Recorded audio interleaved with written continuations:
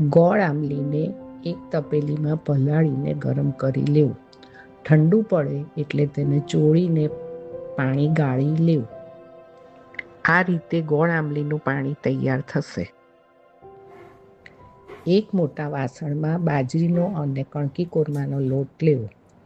બંને લોટને મિક્સ કરી તેમાં મીઠું, મરચું, હળદર, તલ, લીલા આદુ મરચાં, તેલનું મોણ અને ગળ્યા અથાણાનો મસાલો નાખવો. એ બધું મિક્સ કરીને ગોળ આંબલીના પાણીથી લોટ બાંધવો.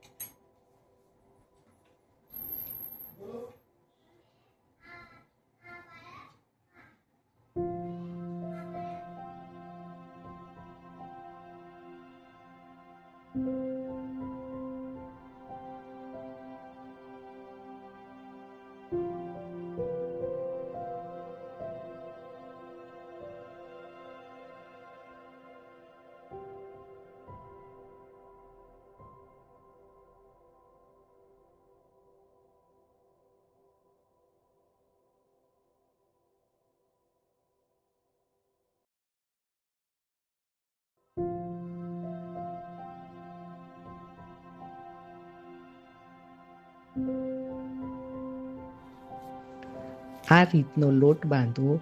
જો જરૂર લાગે તો થોડું સાદું પાણી પણ લઈ શકાય. હવે આ લોટને ઢાંકીને 5 થી 6 કલાક રાખી મૂકો.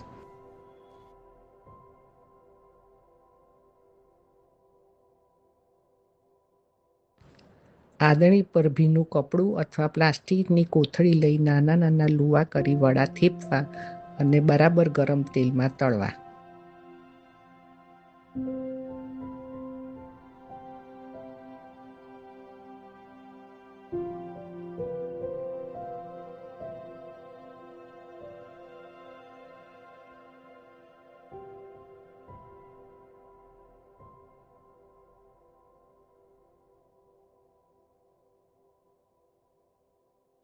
આ રીતે વડા બીજી સાઈડ પર ફેરવવા અને તળાઈ જાય એટલે કાઢી લેવા.